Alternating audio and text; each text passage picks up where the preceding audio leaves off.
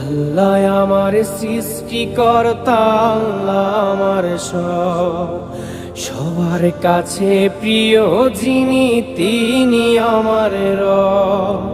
দুনিয়া করব সবাই আল্লাহর ইবাদত, দুনিয়া করব সবাই আল্লাহর ইবাদত। সব কিছুতে দিবেন তিনি তারি রহমত, সব কিছুতে দিবেন তিনি তারি রহমত। আল্লাহ আমার সৃষ্টিকর্তা, আল্লাহ আমার সবার কাছে প্রিয় যিনি তিনি আমার রব।